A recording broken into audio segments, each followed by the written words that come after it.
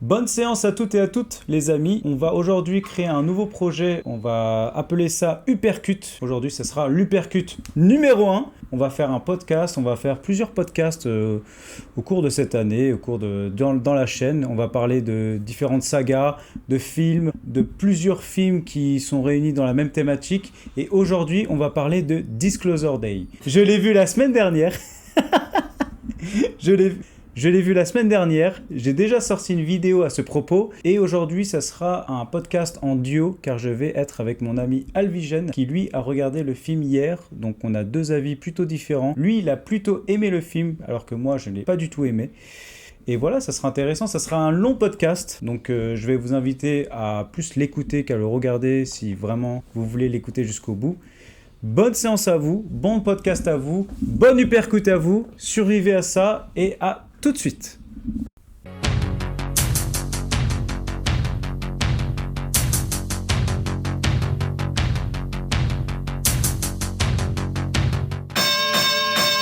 C'est good. Ça m'a l'air bon. À la base, on se demandait si dans ce podcast on allait faire des cuts et tout. Bah, on a été obligé parce que la lumière elle a bugué. Ouais. Premier podcast, il faut que ça s'arrange tranquille. Diogo, regarde, ça s'est déjà mis en veille l'écran derrière. D'accord.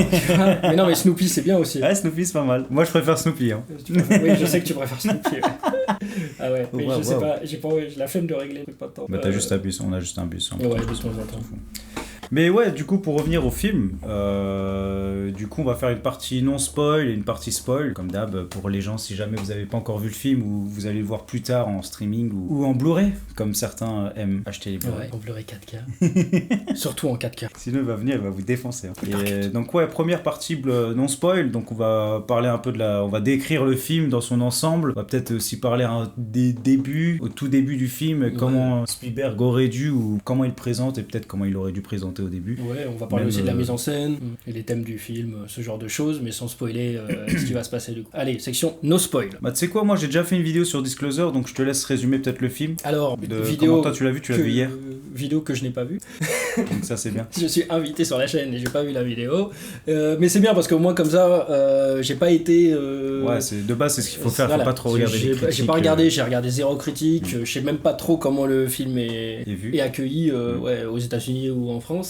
Alors, on fait qu'on fait un résumé à la base ? Fais un petit résumé du film au début. Ouais, tout la base du film, en fait, il y a si vous avez vu la bande-annonce ou si vous avez pas vu la bande-annonce. Vous le voyez totalement différemment le film, si tu l'as vu ou si tu l'as pas vu. Moi, j'ai vu la bande-annonce avant d'aller voir, et du coup, le mystère était déjà un petit peu résolu dès qu'on commence le film. Du coup, quand on n'a pas vu la bande-annonce, c'est que il y a un gros mystère, on suit quelqu'un, bah oui, effectivement, on va dire...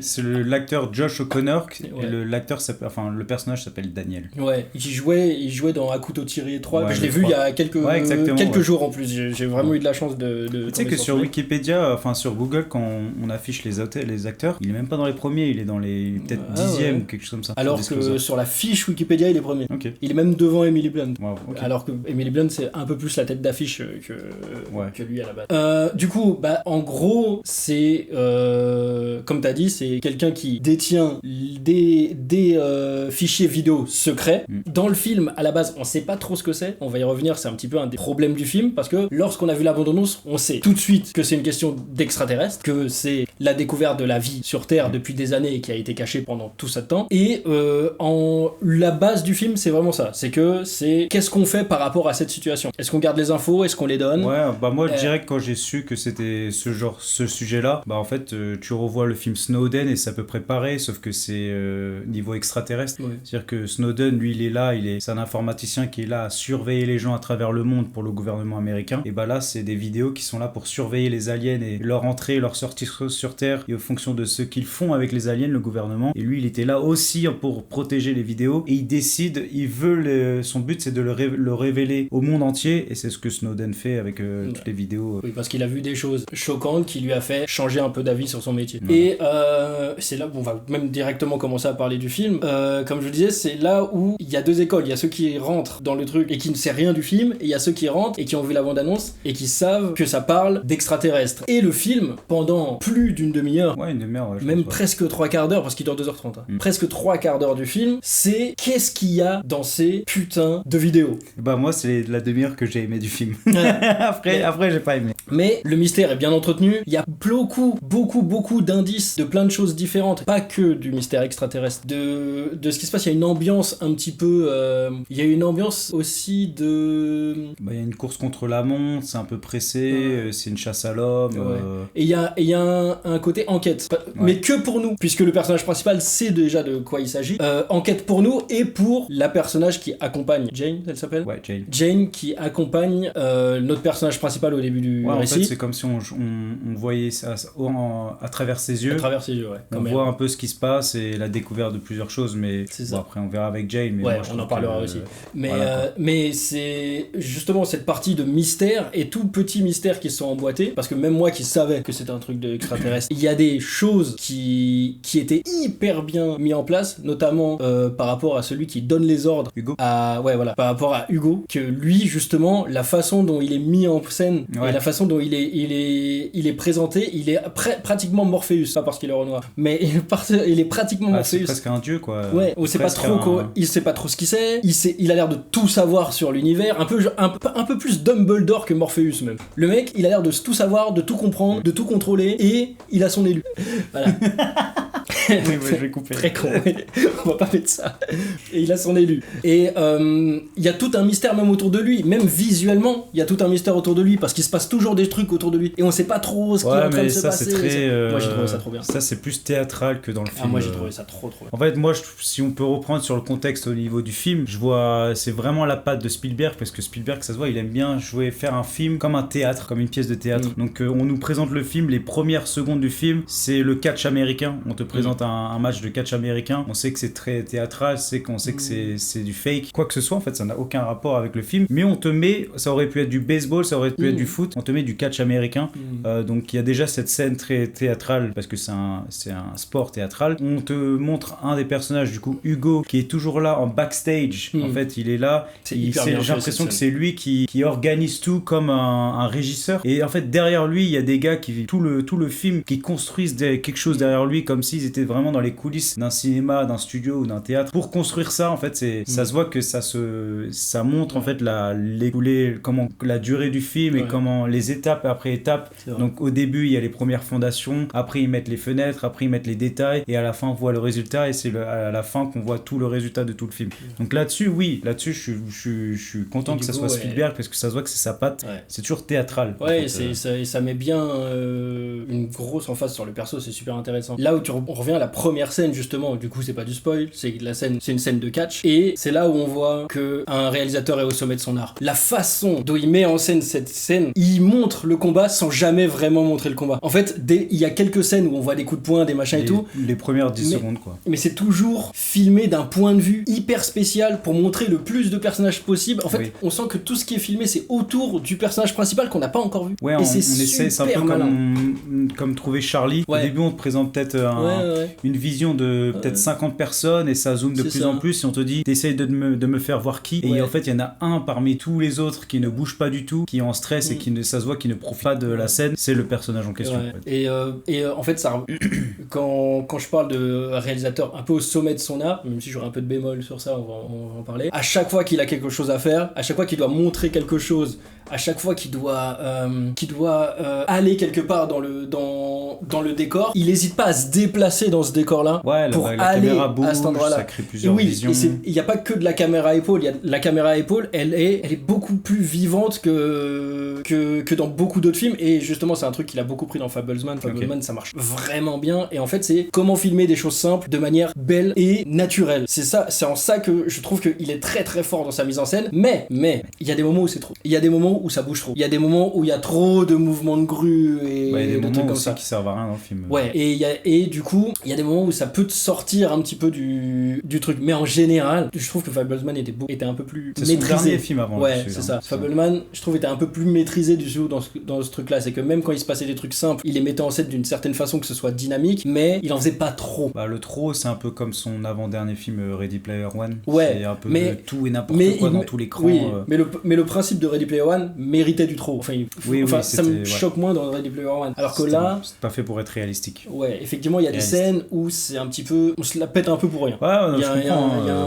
a un peu ce côté-là. Mais c'est super beau. On va continuer à parler de mise en scène, pas parler d'histoire, parce que comme c'est pas un truc spoil. Moi, il y avait un truc que je voulais rajouter pour, par exemple, les caméras. Ça se voit qu'il aime un peu, il a ses points de vue caméra qu'il aime peut-être mettre à plusieurs de ses films à chaque fois. Par exemple, la caméra la plus connue, c'est celui de Jurassic Park, quand tu filmes le rétroviseur et que tu vois le T-Rex apparaître derrière lui, enfin derrière la voiture. Oui, derrière la vitre, là, au tout début du film, quand il y a un espèce d'échange qui se fait juste après le catch, en fait, la caméra, comment elle arrive sur l'échange, c'est qu'elle arrive derrière la voiture et qu'elle filme une porte, une des portières ouvertes de la voiture, et elle te filme la vitre avec la pluie et les gouttes d'eau, et en fait, tu vois les personnages en flou derrière la vitre. Ça fait très, je trouve que ça fait très Spielberg. Oui. C'est un gimmick. la patte, en fait. Ouais, c'est un gimmick. Ça, j'aime bien quand on voit la signature du gars. Ok, c'est cool quand ça rénove un peu, mais quand tu vois vraiment la nostalgie de tous les autres films, et c'est aussi l'avantage et l'inconvénient de Spielberg, c'est que moi je trouve qu'il reste beaucoup dans ces années 90, dans ses premiers films pratiquement. Ouais, c'est peut-être, est-ce que ça peut être un des défauts aussi du film, le fait que ce soit à voir donc plus tard, mais ouais on en parlera après. Justement, tu fais un bon parallèle avec Jurassic Park, c'est que là où j'ai un problème, et c'est pas que Spielberg, je pense que c'est vraiment tout Hollywood, mais après tout le monde en parle et machin, et tout le monde est d'accord, tout ça, c'est que même chez Spielberg, les effets spéciaux, ils sont pas parfaits. Et ça, pour moi, c'est un problème. Pourtant, il en met pas tant que ça. Ready Player One, ça allait. Non, Ready Player One, c'était full. C'est un image. C'est même pas un film live. Là, dans ce film, c'est vraiment dégueulasse. Oui. Là, c'est vraiment dégueulasse. Ready Player One, c'est pratiquement un film d'animation. Ouais, c'est comme Avatar, c'est pratiquement un film d'animation. Ouais, là, on est sur du film live. On est sur des décors, on va dire, plutôt simples, même si bien fait et bien une bonne profondeur et tout, plutôt simple. Ouais, y a rien de mais spécial. même des bâtiments sont moches. C'est un studio télé, c'est une maison dans une prairie. Même des bâtiments sont moches. C'est un studio vide. C'est peut-être dû aussi à la photographie, la façon dont la couleur, les reflets sont faits. Il y a toujours ce jaune lumière qui annonce la nostalgie, le passé. Il y a beaucoup de ça. Je trouve qu'il a beaucoup pris de la photographie qu'il avait utilisée pour West Side Story, qu'il avait remaké il y a quelques années. Et dans West Side Story, ça me choquait un petit peu moins parce que c'est un monde de comédie musicale. Du coup, tu peux faire un peu n'importe quoi, un petit peu. Théâtre, oui, voilà, un petit peu comme dans n'importe quelle lumière. On sait que c'est faux. Dans Greatest Showman, par exemple, les effets spéciaux ils sont immondes. Mais d'un côté, c'est une comédie musicale géante et tout. Du coup, en vrai, c'est pas, on s'en fout un petit peu. Alors que là, on est quand même dans un film. C'est censé être sérieux. Ouais, on est premier degré quoi. Enfin, une poursuite. Tout c'est est premier gouvernement. degré. C'est oui. Et il y a même des moments où je me demande pourquoi ils font de la CGI. Il y a des moments où c'est juste des bâtiments, juste des trucs, c'est facile à décorer. Des animaux. Ouais, mais les animaux, les animaux, c'est un problème en ce moment. En ce moment, la plupart des animaux, ils sont chum. Là, tu mets un animal, mets un animal qui commence à jongler. Ok, t'as besoin de la faire la CGI, mais là, tu pouvais mettre un animal réel en fait. Non, mais carrément. Même tu peux mieux le faire. Mais pour les bâtiments derrière parce que ça nous casse les couilles. Ouais, les bâtiments. Tu parles de la ferme ou. Ouais, mais il y a même des moments, même par exemple la scène dont tu parlais où il y a des voitures qui arrivent machin et tout, quand les voitures elles arrivent c'est pas du vrai, ou c'est peut-être la première scène, c'est peut-être pas la première scène, c'est une scène d'après. Il y a une scène à un moment, enfin c'est peut-être une des les voitures au niveau de la campagne, non, dans la ville il y a une des scènes au début où on voit des voitures arriver, prendre un rond-point et arriver à un point, tout est en CGI. C'est beau, celui-là est plutôt bien fait, mais quand même tout est en CGI, alors que et après du coup ils abusent un petit peu du truc et on a du CGI même pour des bâtiments simples, des trucs, des arrière-plans ou des machins, et ça devient c'est un peu dommage. Avoir le contexte en fait, pourquoi Spielberg, est-ce que c'est le budget, est-ce que c'est un manque de temps, est-ce que c'est le on a déjà un peu de réponse. Il y a le côté où tout le monde a besoin de CGI maintenant et du coup tu peux pas, du coup il y a pas de studios qui sont assez libres pour rester assez longtemps sur un seul petit film, parce que maintenant tu dois faire des Marvel avec de la CGI en télé. Tu te rends compte, avant quand tu faisais de la télé tu faisais pas de CGI, les CGI c'était réservé au cinéma. Mais là il y a vraiment vraiment un contexte théâtral où t'as envie que tous les décors, même si c'est pas bon, ça doit être du vrai décor en fait. Oui, et surtout donc si tu peux pas le faire, bah fais pas ça fais pas des scènes comme ça. Tu peux les enlever, ça revient. Bon, après même le film, voilà, mais en vrai tu peux cut des scènes où t'as pas besoin en fait. Bah en vrai tu mets de la CGI. Franchement, des bâtiments tu peux les filmer. Au bout d'un moment, c'est un peu limite. Du coup, voilà, les bémols pour moi en réalisation, c'est la CGI, c'est certaines choses qui font où c'est trop, et en termes de crédibilité de certaines scènes, j'ai vraiment des problèmes sur ça. À un moment, il y a une scène de course-poursuite, et pour moi, tout ce qui se passe, c'est débile. Ah oui, non mais... Tout ce qui se passe. Vous voyez Princesse Leia qui fuit là dans la série Obi-Wan, bah c'est exactement ça. Ah ouais, mais c'est ça. Tu peux la choper. Les mecs, ils arrivent pas, Parce que en fait, il y a une des choses du personnage qui est cool, c'est que c'est pas un super-héros, c'est un mec plutôt normal, c'est un nerd, un informaticien, c'est un nerd. Du coup, les trucs à la Fast and Furious et les trucs à la Avengers, c'est pas son truc en termes de réalisation de trucs. Je sais quoi, il se fait rattraper en plus. Du coup, c'est intéressant à faire ce genre de personnage qui fasse des erreurs, qui fasse un peu n'importe quoi, et à cause de ça, il est dans la merde. Mais le problème, c'est que il fait ça, il fait n'importe quoi, mais à cause de ça, il n'est pas dans la merde, puisque les gens autour, ils sont encore plus cons. Bah en fait, c'est comme des Stormtroopers sur Star Wars. Hein. Moi, quand je voyais le film, je voyais les agents du gouvernement. Pour moi, c'était des Stormtroopers qui ne savent pas tirer, qui sont amateurs, qui ne regardent même pas autour d'eux, alors que les gars, ils sont à 10 mètres d'eux derrière un rocher, ils ne comprennent rien, ils ne le voient pas du tout. Enfin, c'est là-dessus, et c'est pour ça que dans la vidéo, je parlais vraiment de gentils méchants. Ça, c'est vraiment Spielberg. Il y a beaucoup de films comme ça où il n'y a pas de gens, de gens infiltrés qui vont changer d'avis. En fait, c'est vraiment il y a les gentils, il y a les méchants, et les deux ne peuvent pas coexister en quelque sorte. Moi, ce qui me dérange pas, mais si c'est bien amené, si c'est bien amené, mais là, moi ça me dérange pas que ce soit du un peu début à la manichéen. fin, on a besoin un peu de ça, machin, mais manichéen, mais pas totalement. On en parlera dans le côté spoil. Ça. Il y a des trucs qui sont un peu intéressants justement sur ce côté-là, mais oui, ça reste un film gentil méchant. On fait ça, et c'est vrai que vu tout ce qu'on nous balance comme mystère, tout ce qu'il y a qui fait monter la tension petit à petit, tout ça, on pourrait s'attendre à qu'il y ait un truc un peu plus twist. En fait, le problème, c'est qu'on ne connaît pas trop les raisons de chaque partie. En fait, pourquoi le gouvernement a cette raison-là. En fait, ils le sous-entendent pour moi. On l'imagine, mais eux le disent pas vraiment. En fait, pourquoi tu fais ça? Et les méchants et les gentils, enfin ceux qui fuient le gouvernement, ils ont une raison dans la tête pourquoi ils font ça, mais j'ai l'impression qu'ils s'en foutent du résultat, enfin des conséquences. Pour eux, c'est le bien et ils veulent absolument faire ce qu'ils ont en tête sans pour autant en mode avoir des doutes ou est-ce que ça vaut vraiment la peine tout ça? Est-ce que la vérité vaut vraiment la peine d'être connu, en fait, mais du coup ils ont quand même des raisons. C'est juste que c'est plus des raisons idéologiques que des raisons pratiques, mais on comprend. Mais c'est super mal entendu. On comprend comment pourquoi les deux font ça. Idéologique, c'est religion, mais il y a une phrase d'une personne qui nique tout. Enfin, tu comprends pas. Ça, on va parler spoil, mais c'est n'importe quoi. Une phrase qui détruit presque tout le film par une personne lambda secondaire. Enfin, laisse tomber. Je sais pas de quoi il parle. Il va me raconter après. Ah ouais, ok. Et de toute façon, pour finir, niveau non spoil, qu'est-ce que tu trouves du film? Au final, moi, même si y a des trucs qui me gênent, même s'il y a des trucs qui me sortaient du film et tout, j'ai quand même bien aimé, j'ai bien aimé l'ambiance, j'ai bien aimé le sujet, même si j'ai pas spécialement compris la morale du film, j'ai pas spécialement compris, j'ai bien aimé le sujet, j'ai bien aimé justement qu'il y a des idées différentes qui se défendent par rapport à certains persos, ce genre de choses. J'ai beaucoup aimé la mise en scène, même si j'ai dit que c'était un petit peu trop, j'ai beaucoup aimé la mise en scène, ça me fait toujours plaisir de voir du Spielberg, et les jeux d'acteurs, très bons. Les jeux d'acteurs, c'est vrai que très bon. Il y a des moments où justement, je reviens un peu à ce que tu disais, il y a des moments où c'est un petit peu théâtral. Il y a des petits moments, pas tout le temps. Mais ça, moi je trouve ça comme un avantage. Moi j'aime beaucoup, du coup ça me dérange pas. Mais du coup, moi je conseille plutôt d'y aller. Je conseille d'y aller. Une note, tu mettrais quoi? Je mets pas de note, moi. Après, sur 10, tu mettrais... Après, moi, j'ai vu ce que t'as mis en note sur d'autres films. Je me dis, putain... je me dis, mais le mec, il a une façon de noter aussi, il me rend fou.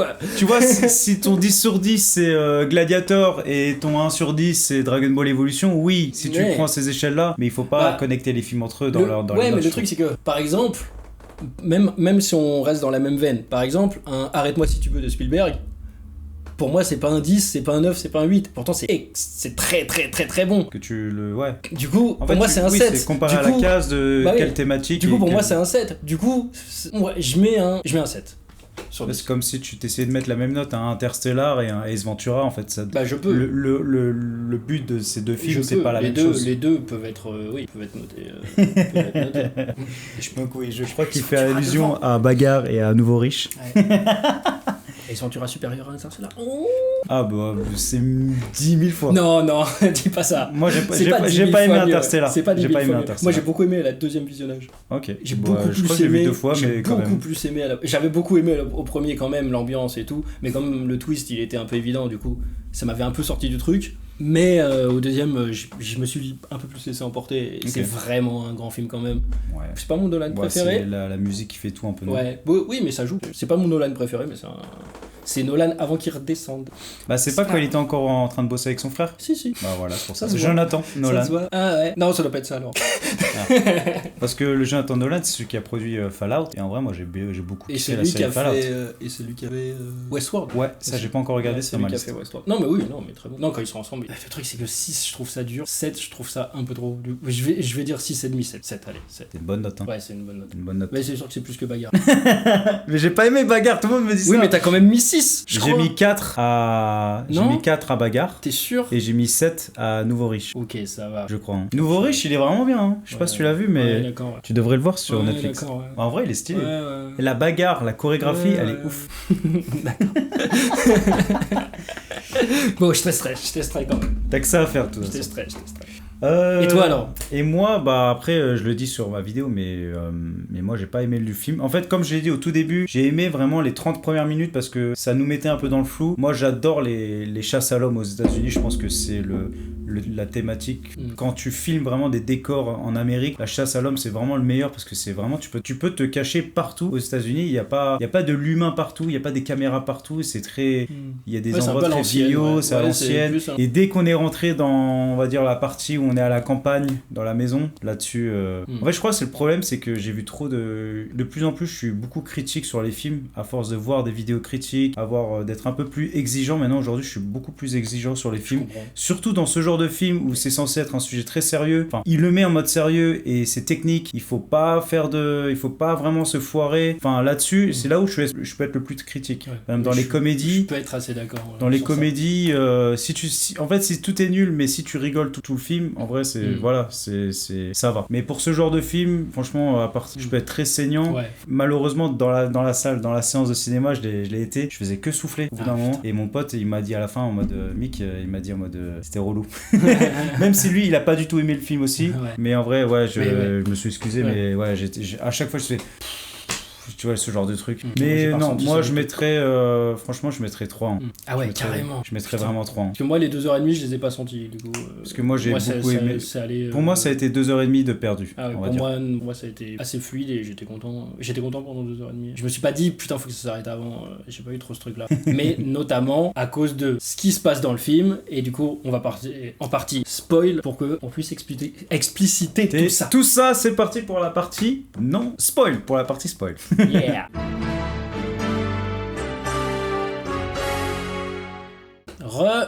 Nous voici à nouveau sur le podcast Uppercut numéro 1, partie spoil cette fois-ci pour le film de Disclosure Day. Donc partie spoil, alors là moi je vais me lâcher. là, on peut faire étape par étape si tu veux. Vas-y. Mais bon, on va. Je pense que la scène du début avec le catch est très bien. On voit vraiment la menace du gars. Il est entouré par 2 agents. Nanana. Après, en fait, je sais pas à quoi ça sert cette menace parce que de toute façon, ils vont l'emmener dans les coulisses du catch. En fait, derrière, à l'extérieur, là où il y a les gars, les camions de livraison. Donc je vois pas à quoi ça sert cet échange menaçant autour d'une centaine de personnes. Dans le catch. Faut quand même le faire venir. Ouais, mais tu lui dis en mode t'es pas obligé de le menacer en fait. Pourquoi le menacer s'il sait qu'il y a un otage dans la voiture qui est Jane? Tu vois. Donc tu lui dis va voir le catch et tu nous retrouves dans les coulisses derrière, tu vois. Je sais pas à quoi ça sert les 2 agents avec un pistolet, le mec se lève, enfin il y a une espèce de tension menace qui ne sert à rien parce que le gars de toute façon il y a Jane qui est mais il est censé savoir. Bah si, elle sait. Ici bah maintenant donne-moi Jane, enfin libère-la, tu vois. Ouais, c'est vrai que bah là effectivement la scène est trop bien mais effectivement est-ce que c'est après mais la scène est trop bien. Après il y a ça et maintenant il y a la grosse intro qui est le l'échange qui se fait au tout début en fait. Et l'échange, tu vois, en fait on te présente direct deux personnages, donc Daniel et plus tard Jane qui sera une personnage secondaire, et aussi le boss directement, avec les agents les plus, on va dire, les plus compétents autour de lui, qui est la femme asiatique, je sais plus comment je crois qu'elle a même pas de nom, et le mec un peu russe, ukrainien, moi je retiens pas les noms, donc même les noms des personnages principaux je me souviens même pas, c'est juste que tout à l'heure il m'a redit Jane, mais sinon je me souviens Jane, pas. Hugo. Attends, et du coup l'autre comment il s'appelle? Hugo c'est le Renoir. Hugo c'est le Renoir. L'acteur de Colin Firth c'est celui qui fait le méchant, mais bon, j'ai oublié comment il s'appelle. Et du coup là il y a l'échange qui se fait, donc le gars donne le sac, au début on sait pas, au bout d'une minute on sait parce qu'il commence à checker les trucs une par une, c'est vraiment dans l'avion, déjà bon voilà, tu sais qu'il y a dans le sac, tu sais qu'il y a des clés USB, et le but c'est de libérer Jane en otage en échange. Et le gars il sort, et là c'est là où ça change aussi complètement de truc, parce que ça passe de réaliste à SF, c'est que le gars sort de sa poche arrière une pierre mystérieuse, on sait pas trop à quoi elle sert au début, mais on sait à travers l'action qui se passe durant l'échange qu'elle est super dangereuse, et en fonction de qui sait la manier ou pas, elle peut être très dangereuse en fait. Elle sert un peu à tout. Alors pour moi c'est une pierre, ta gueule c'est magique, un peu tout. Et là-dessus déjà il y a le premier fail, c'est que le méchant en fait, Daniel il donne le sac, il récupère Jane, et la pierre sert à aussi récupérer le sac, donc il gagne tout, le beurre et l'argent du beurre et la crémière, il a tout grâce à cette pierre. Mais en face t'as le méchant, donc t'as le boss qui sait utiliser la pierre, il sait à quel point c'est dangereux, et il a déjà utilisé, et le problème c'est qu'il se sent quand même menacé quand il voit pas le faire, mais quand tu vois la pierre, en fait tu vois que Daniel met un gant, il met un gant pour toucher la pierre, c'est-à-dire que en fait les gens savent dès que quelqu'un touche la pierre avec un gant, la pierre ne s'active pas. Alors pourquoi tout le monde se sent en danger et laisse Daniel partir, alors que tout le monde sait qu'il y a surtout le boss qui l'utilise, il voit que Daniel a un gant, donc techniquement il pourra jamais utiliser la pierre avec un gant. Normalement il l'utilise pas. Après il est quand même dans le doute de, il a peut-être découvert des trucs que lui sait pas faire, ou des trucs. Il y a un doute sur cette partie là, mais c'est parce que direct après il fait toutes les opérations pour essayer de voir à travers les yeux des gens, il sait. Non mais c'est vrai qu'avec le recul effectivement, en fait ça aussi ça m'a pris avec les gants c'est le truc c'est qu'effectivement ça gêne pas au début du film. Parce qu'on sait pas, c'est génial, parce que tu sais pas, mais clairement en fait tu vois après que le méchant aurait jamais dû réagir comme ça, parce que le mec a mis un gant pour toucher la pierre. C'est vrai que ça manque un peu de crédibilité. En fait, si je me suis pas rendu compte, je me rappelle plus trop de la pose, peut-être qu'il a fait comme ça, mais s'il avait la pierre d'un côté avec le gant et une main sans gant prêt à toucher la pierre, là, je pense que ça aurait pu. Je sais plus comment, mais je pense pas, parce que sinon ça m'aurait fait réagir. Mais déjà ça, tu te rends compte plus tard, donc tu te rends compte pas sur le fait, parce que tu sais pas à quoi sert la pierre. Mais ça m'a déjà bloqué. Moi, l'intro elle-même, comme on en a parlé au début, c'était hyper bien. C'est juste qu'après, effectivement, avec le recul, tu vois qu'il y a des incohérences et tout, mais l'intro en elle-même, quand t'arrives dans le film, tu rentres vraiment directement dans l'action. C'est bien ça. Tu rentres directement avec un personnage qui est établi, et comme tu dis, tu vois ce qui se passe du point de vue de Jane. Et c'est là qu'on va parler. Et par la suite, même à partir de là, parce qu'on sait pas trop ce qui se passe, et nous on sait pas, Jane elle sait pas. Le personnage principal sait, nous on sait pas. Du coup, c'est intéressant pour commencer, c'est intéressant de te rentrer dans un univers qui est ultra mystérieux, parce que il fait bouger une pierre, il y a un mec qui l'appelle, on sait pas trop ce qui se passe. Je trouve que l'introduction en termes de palpitant, en termes de mystère et de ce que t'as envie de découvrir de la suite, c'est excellent là-dessus. Mais je sais, mais c'est vrai que le payoff est pas assez à la hauteur de ce qu'on a installé au début du film. Je suis surtout que les méchants après ils les poursuivent même pas, donc Daniel part avec Jane et les clés. Il n'y a même pas une voiture qui se met à 20 mètres ou à 5 voitures de différence pour essayer de les suivre partout, tu vois. Il les laisse partir. C'est un problème récurrent du film, ça. Les sbires, ils sont débiles. Ils sont débiles.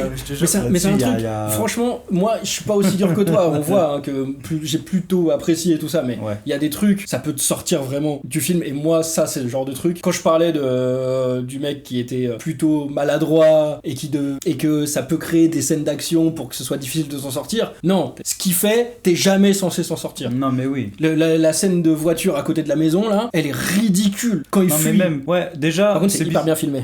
Mais c'est ridicule Ouais, bah c'est plan drone. Même pas que ça, la façon dont il filme dans la voiture, il tourne autour, en fait on voit que c'est une voiture qui est coupée, et il tourne devant la voiture. Franchement, je trouve que c'est hyper bien foutu, et c'est rare de voir, je trouve que c'est rare de voir des scènes d'action de voiture comme ça. Je trouve que c'est bien fait, mais le truc c'est que c'est pas la forme qui compte là c'est le fond.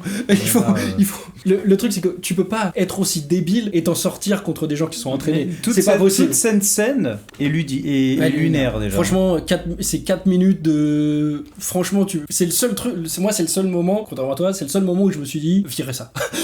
Ça, il faut pas que ce soit dans le film, ça. Déjà, il y a pas de réseau dans toute la campagne, alors que dans la map, quand les méchants cherchent la ferme, elle est juste à côté d'une ville, donc le mec était obligé d'aller à l'autre bout pour aller sur la colline. Et quand il revient, vraiment, il est à 200 mètres des voitures du gouvernement, avec tous les sbires, personne le voit. Ouais. Même si on avait été en été, tout plein de feuillage, tout est vert, on voit pas derrière. Là, ça a l'air d'être l'hiver ou l'automne. Donc il y a pas de feuilles. Le gars se cache derrière un buisson qui n'a pas de feuilles. Personne le voit. En fait, c'est le genre de truc qui fonctionne dans les jeux vidéo sur PS1 ou sur Game Boy. C'est que dans Pokémon, t'as le buisson. Tu peux pas passer parce que c'est admis dans ta tête que tu peux pas passer. Mais excuse-moi, tu peux passer à côté de ce putain de buisson. Et bah là, c'est exactement personne ça. Le voit. Y a rien, y a même pas une la clôture. Scène dure longtemps. Hein. Oui, y a même pas une clôture. Au moins 2-3 minutes. Hein. Il passe comme s'il était il est dos à la clôture alors que la clôture fait ça. Alors que le gars il est comme as. C'est le mec qui est caché derrière un arbre. C'est débile. Il contourne des soldats entraînés qui ne regardent jamais à l'arrière alors qu'ils sont beaucoup. Tout le monde est focus sur la baraque. Sur la baraque. C'est des débiles. Évidemment, il n'y a pas d'explication. C'est pas un truc genre. Ils sont contrôlés ou un truc. Tout le monde a laissé les clés sur la voiture. Tout le monde laisse les clés sur la voiture. À la limite, ça me choque moins. Ça me choque moins. Mais ils sont tous en train de regarder d'un seul côté. Et ça arrive souvent. Ça arrive au moins 3 fois dans le film. Vrai, hein. Ça arrive au moins 3 fois dans le film. Et ça. Dans très peu de temps en plus. Hein. Ça, c'est inadmissible. Ça, je sais pas comment tu laisses passer un truc comme ça. Il réussit à prendre une voiture. C'est inadmissible. Et les gars le crament. Donc, il commence à tirer sur la voiture. J'ai l'impression qu'au début, les balles sont par balles. Genre que la voiture, on dirait qu'elle est par balle. Au début, on entend des ding, ding, ding. Et d'un coup, non. Donc, il y a une des vitres arrière qui se casse. Et ça m'a tué parce que, techniquement, s'ils tirent sur le gars, c'est qu'ils sont prêts à le tuer. Donc, dès qu'ils fracassent la maison pour aller prendre Jane se met à l'arrière de la voiture. La fenêtre cassée donne accès à Jane. Et après, en fait, il y a tous les mecs du gouvernement qui entourent la voiture. Tout le monde essaie de tirer. La fenêtre, elle est cassée. Tu tires sur Jane, c'est fini. En fait, il y a ça. Le truc, c'est que, en fait, j'ai l'impression que c'est un peu ça leur problème à ces mecs-là. C'est que j'ai l'impression qu'ils ont un effet de ruche. C'est que ils regardent tous dans le même sens. Du coup, effectivement, s'il y en a un qui rate, vous ratez tous puisque vous regardez tous dans le même sens. C'est l'IA des jeux, quoi. C'est l'IA des jeux. C'est vraiment un IA débile de jeu. Et même lui, il y a pas de clôture, c'est bon, je peux passer à côté. Mais c'est rien. Non, mais ouais, laisse tomber. Ça, voilà, vous voyez que je suis énervé quand même. Du coup, ce sera 6 sur 10. Voilà, il faut qu'il revienne à 3 sur 10. 6. Non, faut pas déconner. Mais ce sera 6 parce que ça, en fait, c'est des trucs où je comprends que ça te sort totalement du truc. C'est que, ok, ton film, c'est pas un film d'action, mais c'est pas non plus le truc le plus difficile à gérer dans tout ce que tu viens de créer et dans tout ce que machin. Surtout que c'est la base de... Il y a des films qui font ça depuis 40 ans. Oui, c'est facile à faire. Tu vas pas me dire que t'es comme Toriyama, t'as pas lu un manga avant, t'as pas vu de film avant. Là, tu peux me dire la même chose. En fait, ça peut être plus réaliste quand le mec en amont ordonne aux gens de pas le tuer. Déjà, ça donne déjà quelque chose où les mecs sont obligés de l'attraper et de pas le tuer en fait. Mais on commence pas à sortir les guns. Il y a pas ce problème-là. Il y a ça et du coup, il y a la scène juste avant cette action avec la voiture où il y a franchement, c'est un peu trop long quand il y a le méchant qui rentre dans la tête de Jane du coup parce que Daniel ça dure une scène un petit peu de trop part essayer de contacter Hugo du coup Hugo qui organise tout en fait c'est dommage parce que Hugo ils auraient dû garder le personnage mystérieux juste à travers un téléphone et direct les premières minutes on voit Hugo en fait bon il y a la scène théâtrale où les gars sont en train de construire une maison mais pour moi ça aurait dû rester quelqu'un de pratiquement divin très mystérieux qu'on entend que à travers des voix mais je trouve que ça marche en fait le truc c'est que l'effet qu'il a et c'est ça qui a... Moi, je trouve, c'est ce que j'ai aimé dans le cheminement du film, du coup, c'est que il a quand même un effet gourou. Il a un côté gourou. Et du coup, je me suis quand même dit, ce mec, il est quand même un peu chelou. Parce que le mec est trop gourou. Il connaît tout. Il donne les ordres au téléphone. Il y a des gens, ils font des trucs derrière lui et tout, machin. C'est vrai. C'est des trucs genre, il dit un truc, les gens le font. Et même lui, au téléphone, jamais il gueule de temps en temps pour dire, ouais, mais c'est dur, c'est machin. Mais il le fait quoi qu'il arrive. Du coup, il a vraiment un côté gourou et c'est intéressant intéressant parce que ça fait une sorte de ça rééquilibre un peu la balance parce que t'es en mode d'un côté t'as des mecs militaires un peu surentrés des chelous qui ont le pouvoir, le budget et tout, et de l'autre côté t'as une secte en fait. T'as l'impression que t'as une secte. Les résistants. Et du coup les deux ils sont un petit peu. Mais je comprends pas comment ça se fait que cette espèce de secte a autant de pouvoir et c'est autant de choses. En fait le truc c'est que lui, comme il travaillait avec les autres avant, du coup il a pu se créer beaucoup de choses et comprendre plus de choses, et comme en plus il va chercher vraiment les trucs en profondeur parce que il avait peur de ce qui est en train d'arriver, du coup il a plus cherché, du coup c'est pour ça qu'il sait plus, je pense. Mais pour moi le gros raté de ce mec là, de Hugo, et de tout ce qui se passe à côté, c'est que au final c'est pas nuancé, ils sont juste sympas. Ouais, mais c'est ce que je disais, quand il n'y a pas de gris, il n'y a pas de gens, c'est vraiment gentil méchant quoi. En fait moi ça me dérange pas le gentil méchant. Surprise. Ouais, c'est ça. Il y a pas de surprise. Ça me dérange pas le gentil méchant, mais quand t'installes un personnage comme ça, un peu douteux, dans une ambiance un petit peu complotiste, et tu peux te dire bah non, c'est pas non plus la bonne solution d'aller vers ce mec là. Et au final c'est là où je disais au début que j'avais du mal à comprendre la morale du film, parce que le film, je trouve qu'il appuie un peu trop son côté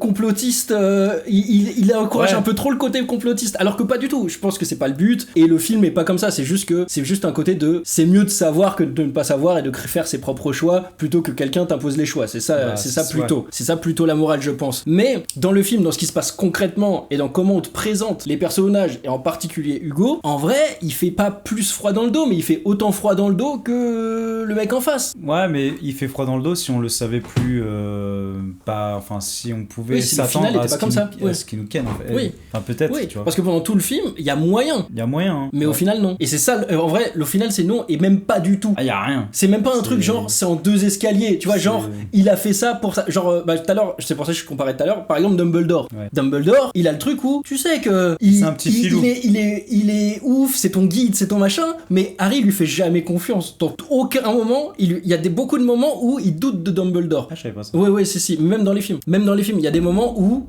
la preuve, il dit pas tout à Dumbledore. Même le moment où il parle fourche-langue et tout, mais ça, il lui dit pas. C'est alors un peu comme des adultes qui disent tu peux tout dire, même si on sait que c'est ses parents, on va c'est vrai. C'est vrai, mais Dumbledore, il a un peu ce côté-là, et à la fin, il a une double vision. Il a le côté où, je me suis un peu servi de toi pour arriver à mes fins, du coup, je suis pas totalement... Tu es une relique. Voilà, c'est ça, je suis pas totalement cool. On sait pas si à la fin Dumbledore le voyait vraiment comme Harry Potter ou comme une relique, en fait. Alors que là, t'as vraiment l'impression que c'était pas que l'élu, c'était le mec avec ses enfants. Oui, il a ses enfants, il a sa troupe qu'il a grandi. Et il garde ce rôle-là à la perfection, et dans le côté bienveillant jusqu'au bout. Il y a pas de moment où c'était pour se venger d'un autre, ou c'était pour une prophétie. Il y a un peu le côté prophétie, mais on sent que c'est pas la prophétie qui fait qu'il tient non plus à ce gars-là. Hugo, lui, on va parler de lui plus tard à cause de la fin là. Parce que là, Hugo, parce que Hugo, en vrai, c'est un bâtard. Il a l'arme secrète ultime et il utilise les 30 dernières secondes du film. Mais là, en parlant de... du coup, le seul pour moi personnage un peu gris dans l'histoire, qui a été gris pendant peut-être 15 minutes, c'est Jane. Parce que Jane, avec le film, on voit qu'elle a un passé religieux. Et tout le long du film, elle dit qu'elle est toujours religieuse. C'est juste qu'elle n'a pas réussi un espèce de test pour devenir une bonne sœur. Donc elle reste très religieuse. Et c'est elle un peu... ils auraient plus dû se focus sur elle, parce que c'est vraiment... De toute façon, dès qu'on parle dans un film d'Alien, l'Alien est toujours... Tout ce qui est extraterrestre, c'est toujours en conflit avec la religion, en fait. C'est surtout ça. Et Jane, un moment, et je trouve... Bon, le moment est stylé, mais un peu trop long. C'est juste avant que l'action se passe avec la voiture et la campagne. C'est quand le méchant entre dans la tête de Jane pour essayer, parce que on sait pas pourquoi il arrivait pas à rentrer dans la tête du personnage principal. Oui, parce qu'il est, je sais pas quoi, il est un indicateur, un machin. Il y a un nom, pourquoi il peut pas. Peut-être parce qu'il a touché la pierre, ou oui, je pense que c'est parce que il fait partie des 2 enfants il disait qu'il faut parler, on savait pas, mais on savait pas au début, mais c'est pour ça qu'il peut pas. Exact. Parce qu'il a eu un lien avec l'extraterrestre. Il arrivait pas à localiser Daniel, donc il localise Jane. Jane, c'est vraiment le réceptacle pour atteindre Daniel. Oui. Et pendant 10-15, au moins 10 minutes de film, il y a un échange qui se fait entre lui et entre le méchant et Jane, dans la tête de Jane. Donc parfois c'est bien parce qu'il y a des images où ils montrent la réalité et ce que tu vois Jane avec le méchant. Mais moi, ça reste très flou, et c'est ça aussi qui m'a mis qui m'a mis hors de cette scène, c'est que jusqu'à la fin, on sait pas si le méchant contrôle Jane corporellement ou si il lui a lavé le cerveau. Mais en fait, moi perso, j'ai trouvé ça bien parce que il y a un côté où elle est en termes d'idées, elle est du côté du méchant. C'est ça qui est intéressant aussi dans le film. Ouais. C'est que même Daniel lui a pas fait confiance, il a pris le sac. C'est ça. Avec lui. Elle est en mode non, mais il faut pas divulguer les trucs parce que sinon vous allez foutre la merde de tout le monde, ce qui est le point de vue du méchant. Du coup, il y a pas besoin de la contrôler. Il y a besoin de laver le cerveau, effectivement, d'avoir une sorte d'entre-deux, juste de la pousser un petit peu vers le côté obscur. Mais après, il la contrôle au final. Peut-être qu'elle l'a repoussé et ça l'oblige à le contrôler. Non, parce que du coup non, parce si que repoussé, elle lui a demandé en fait ce qu'elle demande à Jane de prendre un couteau et de tuer Daniel, c'était sa solution.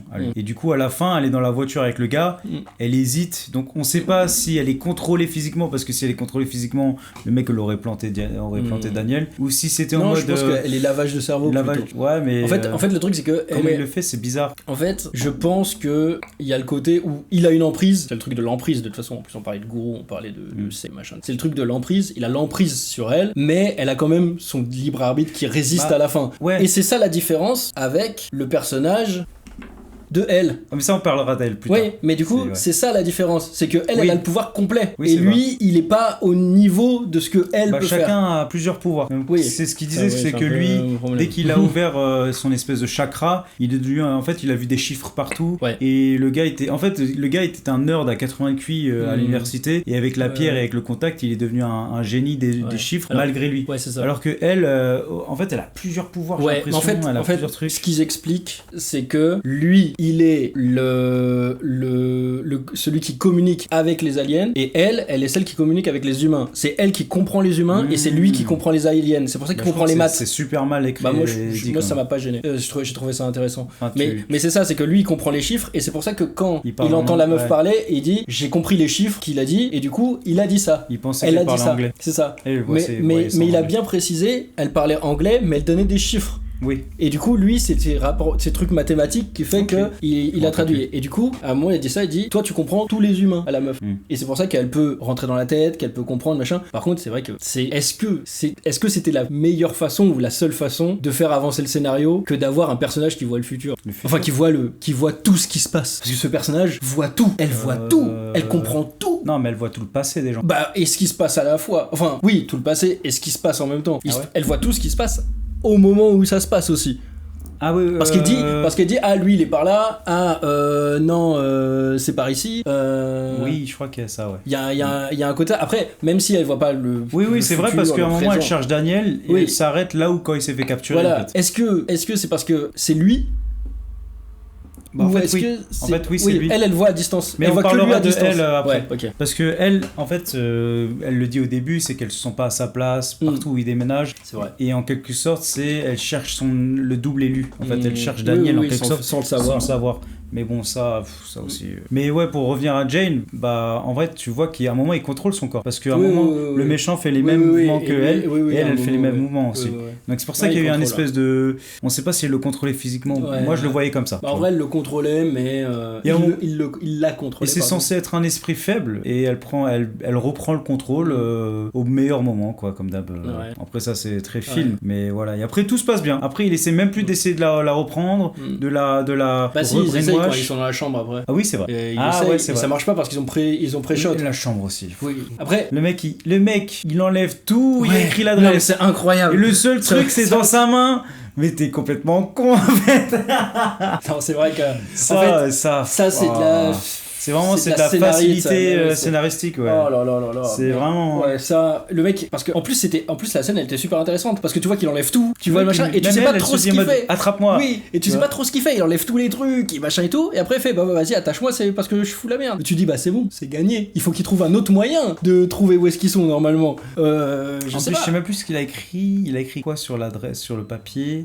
C'était pas des chiffres. Non, attends. Il a fait des calculs. Ouais, il a fait des calculs. On sait pas pourquoi. Je sais si on le sait, mais je me souviens plus. Ouais, on sait. Le mec il dort avec le papier dans sa main. Non mais oui, mais n'importe quoi. Ouais, il y a ça, mais ça c'est voilà. Après bon, il se fait capturer, le mec se sacrifie pour que la meuf survive. Elle lui donne juste la pierre, elle lui donne même pas les disques durs. En fait, les disques durs ils se font capturer. Oui, elle lui donne juste la pierre. Hein. Elle lui donne juste la pierre, ouais. On sait pas après d'autres tient du fric de la pierre survit et revient au moment climax du film. Hein. Surtout j'avoue que pourquoi c'est ce choix-là et que c'est pas le choix inverse qu'il a fait, pourquoi il a pas donné plutôt les disques durs plutôt que la pierre. On va dire c'est lourd. En fait, et elle doit courir. La pierre, on sait pas. En fait, il y a 3 pierres. On sait pas si elles sont réunies, est-ce que ça va donner un Shenron avec un vœu. C'est en fait voilà, c'est surtout que la pierre elle sert qu'à la fin, les 20 dernières secondes pour rien de plus. Mais bon, ça c'est l'arc Jane. C'est pour ça que moi je suis pas fan du personnage Jane parce que c'était celui où on était censé se mettre avec elle, mais ça part trop en couille en fait avec elle. C'est censé être l'esprit faible que le méchant peut contrôler à n'importe quel moment. C'est censé être l'esprit qui est contre le personnage principal religieusement et sur son idée. Enfin, c'est surtout et ça. Et au final, elle l'abandonne. On la revoit plus pendant 45 minutes et on la voit à la fin. C'est ça, Jane. Ça, Jane. Ouais, voilà. Que... Et donc là, il se fait capturer et là, là, c'est là où les deux personnages, les deux élus vont se connecter entre eux. Et maintenant, on va pouvoir parler de Emily Blunt, ses débuts. Donc, tu veux commencer ? Oui. Non, vas-y. Je commence. Bah alors, Emily Blunt, on la présente comme la Miss Météo, qui est un peu faux folle, qui vraiment qui fait rire les gens et en même temps qui présente la météo, donc c'est cool. Mais on la présente comme quelqu'un qui vit à 400% à 400 km/h. Mais elle le dit elle-même, elle se sent pas à sa place. Et on sait pas, on sait pas pourquoi elle veut déménager à chaque fois. Son petit ami, ça l'emmerde. Tout le monde, mais ouais, ils ont une putain de vie, ils ont vraiment une bonne vie, ils ont un bon appart, chacun a son métier, et même chacun se sent bien. Elle l'aime et machin, il y a pas de doute en fait sur ça. Elle l'aime, mais elle aurait préféré être aux infos que la météo. Mais son mec regarde une vidéo quand elle est aux infos et elle parle comme ça, tel un robot. Mais c'est un peu comme tous les autres présentateurs, parce que les autres présentateurs, quand ils arrivent à la fin du film, ils parlent comme ça avant qu'on les interrompt, ils parlent comme ça pour les infos. Donc c'est peut-être la chaîne télé qui a un problème en fait. Oui, parce que dans le jeu d'acteur, parce que le jeu d'acteur est bon, même le jeu d'acteur de son mec, on voit qu'il est en mode c'est bien, mais moi j'ai senti c'est bien, mais c'est pas ouf non plus, tu vois. Pour qui ? Pour quand elle présente les infos. Quand elle présente les infos. Bah il a fait pause au bout de 30 secondes. Il a fait. T'as déjà arrêté ? Il a fait non c'est bien. Parce que l'autre il se tapait des barres quand il regardait la météo. En fait il y a ça, et là il y a un oiseau, un cardinal. Donc un oiseau rouge, je crois que j'en ai jamais vu en vrai perso. Je sais pas si ça existe. Si ça existe vraiment, j'ai pris les photos Google Images, donc ça existe vraiment. Et cet animal change tout. En fait, ça ouvre les yeux d'Emily Blunt qui commence à parler russe. Voilà. Déjà ça, il y a aucune explication pourquoi russe. Est-ce que si l'oiseau avait été russe, une origine russe ou un truc comme ça. Mais en fait, les pouvoirs sortent comme ça. Donc elle connaît elle parle coréen, elle parle russe, mais en même temps elle va dans la tête des gens, elle connaît leur passé. En fait, c'est quoi le pouvoir concrètement? Parce que le russe, en fait, elle était pas obligée de parler russe. Mais pourquoi elle parle russe en fait? Bah pourquoi? C'est ça le truc. Je sais pas ce qu'elle dit. C'est même pas traduit. En fait, en termes de mystère immédiat et de choc immédiat dans la scène, c'est hyper bien. Mais effectivement, comme il y a pas d'explication de pourquoi à ce moment-là elle parle russe. Parce qu'en fait, oui, elle parle russe, elle parle coréen, elle parle tout ça parce que, comme j'ai dit tout à l'heure, elle comprend tout. Elle comprend l'humanité et elle est là pour parler à l'humanité. Ce qui est ok, ce qui est très ok avec le coréen. Le coréen, ça marche très très bien. Mais avec le russe, pourquoi elle a parlé russe? Ouais, c'est en fait moi j'aurais plus vu la scène en mode. Dans les infos qu'elle a données, elle parlait pas de l'Ukraine et de la Russie. Ouais, mais il y a aucun rapport. Ouais, bah c'est juste que c'est la scène d'avant. Moi, j'aurais plus vu le fait de, elle vient d'avoir le pouvoir, elle regarde son mec et elle lit des trucs qu'elle connaissait pas de son mec, genre elle dit en mode, ah ouais, t'as fait ça quand t'étais petit, tu t'es cassé la gueule quand t'avais 6 ans, tu m'en as jamais parlé, tu vois. Il aurait pu en mode. Après c'est pas le premier pouvoir qui arrivait. Le premier pouvoir c'était les langues, parce que même quand elle parle au coréen, elle lui parle vraiment. Elle c'est pas dans ses pensées et tout. Non, même avant le coréen, elle lit déjà les esprits, parce qu'elle va voir la meuf qui est régisseuse, elle dit, tu devrais appeler les flics. Ah oui, c'est vrai. Il a pas le droit de te taper. C'est vrai. Ouais, et elle dit des leçons de vie à tout le monde, tu vois. Bah même le flic au tout début, elle se fait arrêter par le flic. C'est avant. Ah oui, c'est avant. C'est avant, ouais. Quand elle va au studio, elle dit au flic en mode ouais, tu devrais faire ça. Moi, je donne des leçons de vie. C'est ça, c'est que le fait que la langue soit le premier truc, je trouve ça intéressant. Mais pourquoi?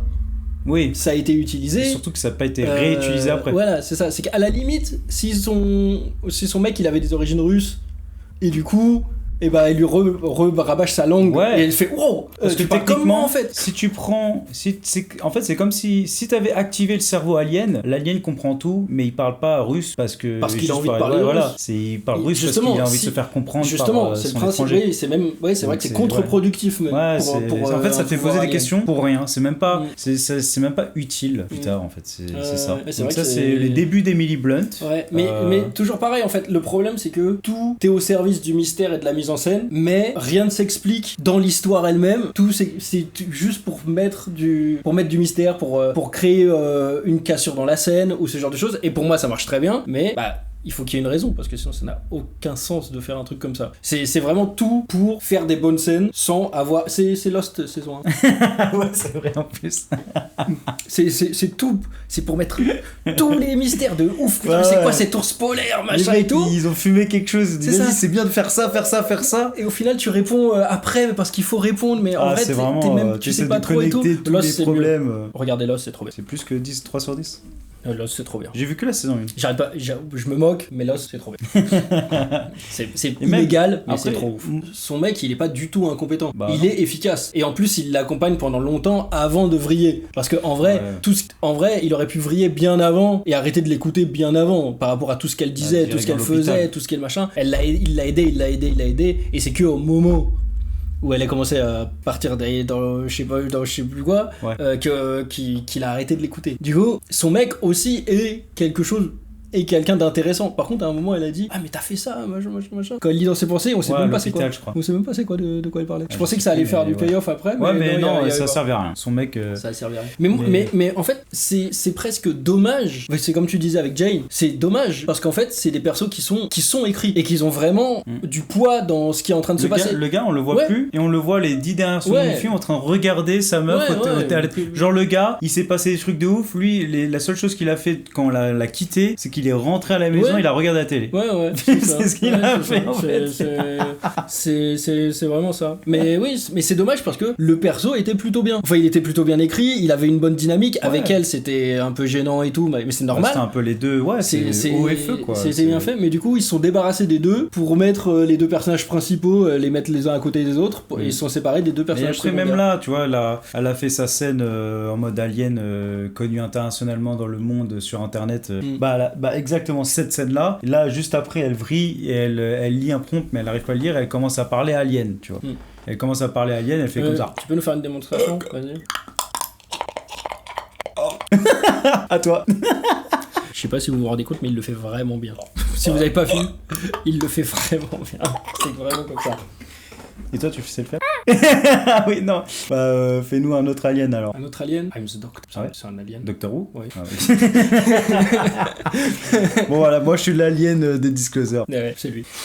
L'alien de 1m50 ou l'alien de 2m? Parce qu'il faut choisir. Oui, c'est vrai qu'on peut choisir. C'est vrai qu'on peut choisir dans ça. Mais ouais, du coup, elle a cette scène, elle tombe dans les pommes, elle va à l'hôpital. Déjà, il y a des gars Elle est même pas... Genre, le gars... La meuf est super importante. Le gars, les gens, les mecs du gouvernement qui la surveillent à l'hôpital lui tournent le dos. Ou elle est même pas attachée ou quelque chose comme ça. Elle le laisse aller aux toilettes. Et les toilettes, il y a une sortie dans les toilettes. Avec tous les habits. Tous les habits pour se rhabiller correctement sont dans les toilettes. Ouais, je sais pas comment ça marche. Je vais pas juger. Je sais pas comment sont fabriqués les trucs. Donc après, du coup, moi, ça m'a pas marqué. Tranquille, ils partent et ils restent sur le parking au moins pendant 10 minutes. Oui, c'est vrai qu'ils restent.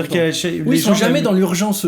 Les mecs du gouvernement qui la surveillent, ils se sont pas dit ça fait 2 minutes qu'elle est partie aux toilettes. Les mecs, elle a perdu 10 minutes à vouloir casser son téléphone. Mais complètement con en plus cette scène. Ok, c'est drôle 2 minutes, mais c'est pas du tout réaliste. Et on te demande de casser ton téléphone. C'est réaliste, mais en fait, tu le fracasses par terre, c'est mieux. En vrai, ça me choque pas que ça arrive. Mais le truc, c'est que du coup, ça enlève le côté urgent du. Ah ouais, mais les mecs, ils ont tout leur temps. Il y a aussi, ils parlent tranquille à la voiture avant de partir. Alors, il y a aussi ça. Moi, ça m'a un peu sorti aussi, c'est que tout le début du film, surtout elle te parle d'une grêle qui va arriver, qui va être catastrophique, une grosse grêle, mettez-vous à l'abri. La grêle arrive quand, du coup, ils sortent de l'hôpital et qu'ils rentrent dans la voiture. Je crois que c'est à ce moment-là où il y a la grêle. Et la grêle dure 20 secondes. Oui, c'est même pas une grêle comme on peut... Parce qu'aux États-Unis, en fait, les grêles sont plutôt sérieux, parce qu'il y a des grêlons durée longue qui peuvent tout casser en fait. Alors que là c'est vraiment la grêle qu'on connaît même en France, c'est pas une grêle super dangereux et on a fait toute une histoire là-dessus alors que ça a duré 20 secondes parce qu'après tu vas à la station-service, les gens ils pètent des câbles, je crois que c'est à cause de la grêle. Ouais, j'avoue que ça c'est un peu tu vois, mais la grêle a duré 20 secondes, elle est passée ta grêle, pourquoi tu commences à faire tes courses de 20 litres d'eau, parce que pendant de PQ. Tout le film ils arrêtent pas de dire qu'on est sur le bord de l'implosion, le monde va mal et tout. Je pense que c'est juste pour dire le monde va mal, mais notre monde va mal, c'est tout. Ouais. Mais effectivement, il y a une scène où t'as l'impression que c'est une scène de panique dans la station-service. Il y a trop de monde, il y a trop de machin et tout, alors qu'il y a une grêle de 20 secondes. En fait, je sais pas si... En fait, j'ai un doute parce que c'est là avec mon pote où on s'est posé la question. On sait pas si le problème c'était la grêle ou si c'était le fait que c'est à ce moment-là qu'on l'a vu en ligne en train de parler à Alien. Emily Blunt. Ouais, mais en vrai, c'est jamais. En plus, cette partie-là. Ouais.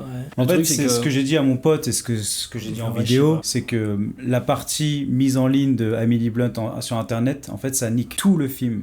Parce que ça te montre qu'une petite vidéo de 20 secondes sur Internet peut créer un truc mondial. Tout le monde l'a regardé, cette vidéo. Il la montre que tout le monde l'a regardé. Alors, pourquoi tout le monde, dans le film, la chasse à l'homme se poursuit, tout le monde se casse la tête à protéger ses disques durs pour les mettre à la télé quand tu peux les upload en ligne sur Internet en 1 minute au fin fond de l'Arizona. En vrai, le film dure 1 minute techniquement. Ouais, mais il y a le côté où faut que ce soit concret, parce qu'en fait n'importe qui peut créer peut sortir ça. Toi, tu peux sortir des images comme ça, personne va te croire. Alors ouais, mais c'est ça. Mais le truc, journal, c'est que le journal, ils vont te croire. À la fin du film, quand ils l'ont diffusé, il y en a un qui a dit en mode est-ce que c'est de l'IA ? Oui. 10 secondes plus tard. Non, c'est pas de l'IA, ça a été confirmé par les experts. Machin et tout. Bah, sur Internet, c'est pareil. Ouais, mais non, c'est pas vrai. Sur Internet, c'est pas pareil, parce que même une image à la con d'un vieux truc tout pourri, les gens ils y croient pendant des semaines alors que c'était de l'IA. Ça arrive tout le temps. Ouais, alors que là, les experts te disent alors que là, c'est du vrai. Ouais, mais tu connais Twitter. Les gens qui suivent des pages où tout est faux et machin, mais c'est un petit peu le côté. C'est que en fait quand t'as pas une confirmation d'autorité. Ouais, c'est très dur de Spielberg en fait il fait un peu le vieux. Bah c'est là où il est un peu l'ancien. Mais c'est qu'ils disent en mode vous pouvez toujours faire confiance à la télé, ils vont vous montrer parce que maintenant on sait qu'aujourd'hui la plupart des gens ils vont sur Internet, ils voient les news, ils vont plus sur la télé, alors que là ils disent en mode non mais la télé elle vous montre des vraies choses, elle est en direct en plus, elle vous montre vraiment des vraies infos. Il y a un peu cette idée où moi ça m'a un peu déplu en vrai, pour moi t'es obligé de le mettre à la télé. Après c'est peut-être mon côté plus vieux aussi, mais c'est obligé de le montrer à la télé pour que ce soit légitime, parce que tout ce qui est sur Internet, comme il dit l'autre, ça peut être faux et ça peut être vrai. Alors que normalement, quand ça passe à la télé, c'est censé être vrai. Ouais, mais regarde tout ce qu'ils sont obligés de faire. En fait, si ça avait été des vrais mecs du gouvernement, ils seraient déjà morts 30 fois. Tout ça pour essayer de les mettre à la télé. En fait, tu risques pas ta vie 30 fois pour essayer de le mettre à la télé quand tu peux vraiment te cacher dans une cave et upload tout et mettre en ligne en fait. Après, c'est vrai que ils auraient pu. En fait, ils voulaient le mettre. Après, le truc, c'est que enfin, là, j'essaie de défendre un peu le truc, mais même si ça se trouve, c'est une mauvaise défense. Mais c'est le truc où quand tu montres ça sur Internet, et même si tu hackes un petit peu pour montrer les trucs à tout le monde et à machin super rapidement, tout ça, déjà t'es pas légitime, et si tu veux montrer à le plus de monde possible, t'es obligé de faire des trucs chelous pour le montrer à tout le monde, et du coup t'es un hacker.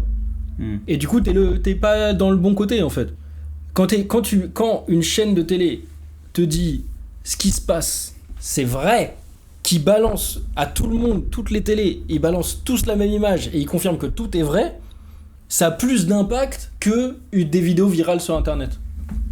Ah, mais le truc, parce qu'après ça devient viral sur Internet. La première chaîne qui a publié, du coup, c'est la chaîne là où Emily Blunt travaille. Ils se sont même pas posé la question de est-ce que c'est vrai ou pas. Oui, le gars était. En fait, Emily Blunt, elle a en quelque sorte débloqué un pouvoir qui permet j'ai l'impression de persuader les gens. Donc, il allait aller voir son chef régisseur en mode il faut que tu dis plus ça. Je sais pas pourquoi. Oui, d'accord, on va le faire. Bah, en vrai, c'est le niveau évolué du pouvoir du gars. Du pouvoir. Quand il prend la pierre, c'est ça, c'est qu'elle contrôle les gens. C'est un d'enfant en fait. Oui, il y a un petit peu. Non mais je comprends. Moi en fait si j'avais pas été emmené par l'ambiance, par les acteurs, par la mise en scène, par tout ça, et que tu me mets juste l'histoire brute comme ça, un peu moins bien emballé. Oui, fait par... j'aurais pas aimé. Pas fait par Spielberg en ouais, quelque sorte. Mais j'ai été dedans. Ça a duré 2h30. Je me suis pas dit ça a duré 2h30. Ça m'a pas gêné du tout. J'étais bien dedans. Ok. Moi j'étais bien dedans au début, on va dire. Ouais, je comprends. Et tu vois, Emily Blunt, par exemple, elle quitte son mec ne veut plus être resté avec elle parce qu'ils ont tous les deux un avis opposé. Et du coup, elle part chercher Daniel. Elle a un espèce de sixième sens qui lui dit Daniel. Un peu où aller. Il y a juste elle a réussi à appeler Hugo et Hugo lui dit on sait pas où est Daniel, mais conduit vers le nord-est, un truc comme ça. Du coup, elle conduit vers le nord-est. Oui. Et comme d'hab, elle passe devant la base secrète où il s'est fait capturer, Daniel. Elle s'arrête et elle va le voir. Et là, c'est là où elle commence à utiliser son pouvoir, à essayer de découvrir le mot de passe à chaque fois pour l'espèce de douanier, pour rentrer dans la base secrète, une espèce de zone 51. Et là, il y a un espèce de... Là, c'est aussi très théâtral, mais je trouve ça un peu super bête, c'est qu'elle se gare juste devant le hangar où il y a tout le monde. Elle sort, elle se dirige vers une caravane, donc les mecs sont dans une caravane, et il y a une centaine d'agents tout autour qui commencent à marcher vers elle comme un clip vidéo, genre... Non, mais c'est la ruche. Voilà. C'est la ruche. Ça, c'est vraiment... C'est même pas où les agents, en fait, faisaient quelque chose, c'est comme s'ils attendaient sur place que le personnage du film arrivait pour pouvoir marcher vers elle. Normalement, je sais pas, tout le monde est occupé, mais là, la mise en scène, c'est très théâtral, c'est très clip musical, en fait. Ouais. Donc elle rentre, après, et là, je sais plus comment ça se passe, mais en mode... ils ressortent tranquille, avec Daniel, parce qu'ils contrôlent tout le monde. Avec les clés, avec tout. Ouais, elle récupère... Elle récupère même une pierre, enfin, elle a tout, elle a loot, elle a tout loot en un seul coup. Une seule scène, elle a le tout. mec, je sais pas pourquoi il se sent en danger, il dit laissez-la partir, un truc comme ça. Il y a que le mec ukrainien, le bras droit, qui veut pas la laisser partir. Et c'est bizarre parce que s'il y a lui, normalement il y a d'autres gens aussi, tu vois. C'est que lui, il est quand même assez proche de l'action, de ce qui est en train de se passer et tout. L'Ukrainien, il est censé. Le russe, le slovaque, quoi. Je sais pas, c'est toi qui pourquoi t'as dit Ukrainien. Et moi je répète comme un con. L'autre mec, le bras droit, le garde du corps. Le garde du corps, en fait, il est même plus proche de l'action que les autres. Et du coup, normalement, il devrait être soit il est pris dans l'envoûtement de la meuf, soit que tout le monde réagit. Parce qu'en fait, non mais oui. C'est parce que si lui, il est pas pris dans l'envoûtement de la meuf, ça veut dire que les 88 de l'autre à côté, ils sont pas pris dans l'envoûtement de la meuf. Non mais même, il y en a que 5 ou 6 qui ont été pris dans l'envoûtement. Oui, parce que c'est quand elle marche. Elle ressort. C'est une scène un peu. C'est une scène biblique d'ailleurs. C'est une scène un peu biblique. Ah ouais. Ça se voit. C'est le truc du. Tu vas. Oui, j'ai des pouvoirs. Tu machin. Toi, ça ira. C'est un peu Jésus. C'est vraiment mais tes yeux iront mieux, truc. 5 minutes. Mais ouais. Et d'ailleurs il y a le parallèle quand ils arrivent pour aller voir Hugo, où la meuf elle commence à prier devant elle parce qu'elle fait des gestes, vraiment des trucs. Donc tout est religieux encore. C'est vraiment. Encore le côté. Alors je sais pas, normalement t'es supposé être avec Hugo depuis 2 semaines, tu sais ce qui se passe. T'es supposé savoir ce qu'il y a dans la cave d'Hugo. Mais après, et c'est là où il y a la scène mythique de la poursuite avec le train. Ah oui, putain. Tu l'as vu hier ce film, je te rappelle. Hein. Ça prouve que les films. Non mais moi, la mémoire, c'est pas fou aussi. Donc là, la CGI. C'est les mecs qui sont comme ça. Ils mettent 3 heures à aller sur le train.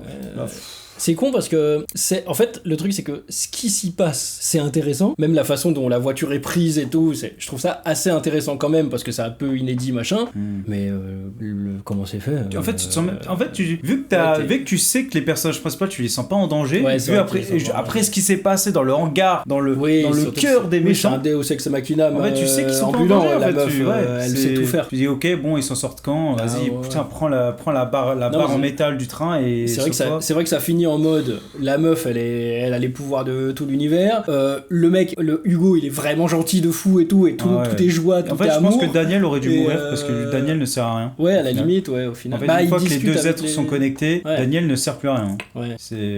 Il va discuter. En fait le truc c'est que pour le futur il sert parce que c'est que lui qui sait parler aux extraterrestres. C'est ça le truc justement. Je crois que l'alien parle à Emily. Ah non elle parle aux deux. Non elle parle aux deux. Et du coup Emily a su. Non elle parle que à Daniel. Non je parle qu'il parle aux deux. Non il va va pas sur son oreille pour lui parler. Je pense qu'il parle aux deux oreilles comme ça. Non, il va sur son oreille à lui. On voit que c'est vers lui qu'on va. Je crois on voit que c'est vers lui qu'on va. Et justement, il se décale vers lui pour lui parler, et lui il répète, et lui c'est lui qui dit le message à elle, et elle doit balancer le message. Bon, on sait pas quel message en plus. Oui, ça finit en mode. Mais bon, après du coup la scène spectaculaire du train, du coup ils arrivent à connecter, à voir Hugo.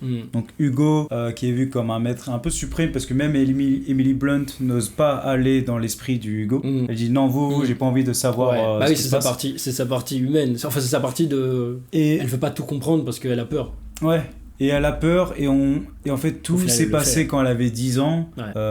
Toute la mise en scène de Hugo en train de construire avec son équipe une maison, c'était la maison d'Emily. En plus, je trouve ça bizarre niveau timing, parce qu'on parle vraiment sur, on va dire, 2-3 jours. On parle de 2-3 jours le film, à peu près. Donc Hugo est en train de construire la baraque. Peut-être 24 heures ou quelques heures plus tard, il continue à l'appeler. Ils sont toujours en train de construire la baraque. Et quand elle arrive, ou le lendemain, ou peut-être 6 ou 7 heures plus tard, il y a tout qui est prêt, même les détails précis de tout est prêt. En fait, pour moi, il y a une espèce ils ont coupé dans le temps, en mode vraiment, ils auraient dû mettre beaucoup plus de temps pour construire le reste de la maison. Moi, là-dessus, j'ai vu ça. Ouais, moi, ça m'a pas choqué. Mais oui, c'est pas trop choquant, parce que en vrai, moi la scène...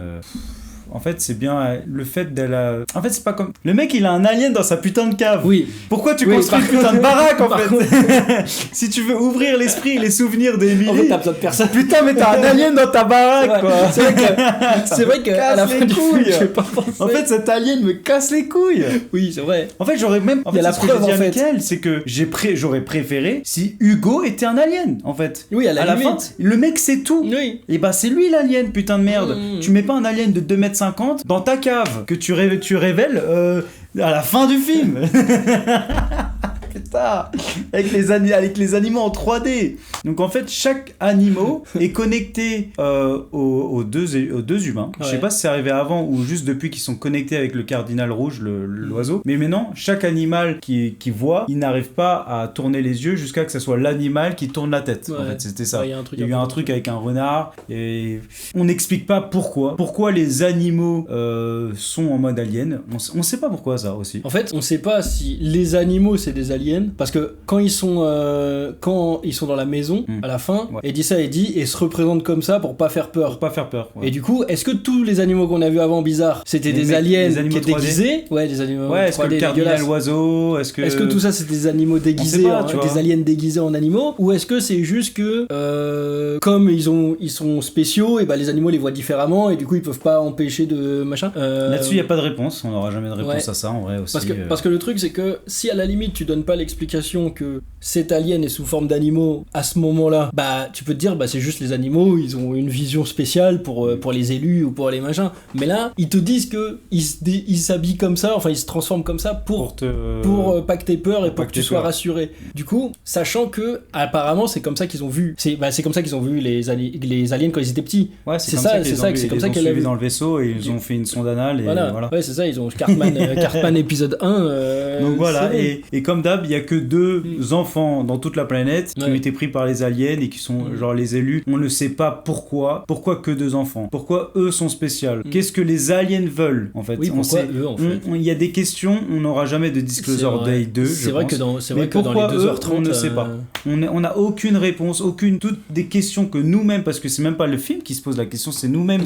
Il nous force à se poser cette question, pourquoi, en fait. Et il n'y a pas de réponse. C'est surtout ça. Et bon, les méchants retrouvent tout le monde. Ils retrouvent Hugo, ils retrouvent l'entrepôt où ils sont. Et là, la pierre ta gueule, c'est magique, revient en scène. Donc Emily Blunt, les autres, ils ont retrouvé les souvenirs de quand ils avaient 10 ans, les 2. Et là, on va dire que tout s'est débloqué, les pouvoirs. Souvent, surtout Emily Blunt, parce que Daniel ne fait plus rien à côté. Il fait rien de. Lui, c'est le mec des chiffres, c'est le nerd, reste dans ta cave. Et du coup, Emily Blunt prend la pierre. Non, faut pas qu'il aille dans la cave, il y a l'extraterrestre aussi. Ah, mais les filles pourront parler entre eux. Ah, bah oui, c'est vrai. Ah oui, il sera pas tout seul. Mais les nerds dans SS117, ils sont au sous-sol. Et du coup, elle prend la pierre et là, le pouvoir, elle met tout le monde invisible. Même pas juste elle, tout le monde, la maison, tout l'entrepôt, même les camions de pompiers, tout est invisible. Comment ça se passe? Et le truc qui est con, sauf la pierre. Sauf la pierre. Tu la vois direct. Ah ouais. Je suis désolé. Et bah oui. Il y a une pierre brillante. Les vis dessus. Au milieu. Mais oui, au milieu de l'entrepôt, il y a une putain de pierre brillante. Et les mecs, mais qu'est-ce que c'est? Qu'est-ce qui se passe? Allez voir. Il y a rien. Les mecs qui courent, ils se fracassent la gueule. Ça c'était bien. Mais c'est tellement enfant en fait. C'est la Team Rocket. Mais en vrai, c'est la Team Rocket, mais c'est comme ça que ça se passerait. C'est les Stormtroopers. Oui, mais non, là, sur ce coup-là, c'est comme ça que ça se passerait. Non, tu cours pas faire un truc qui est inconnu. Oui, tu tires dessus, tu tires et après tu poses des questions. Ouais. Tu tires et après tu poses des questions. C'est ça, America. Fuck yeah.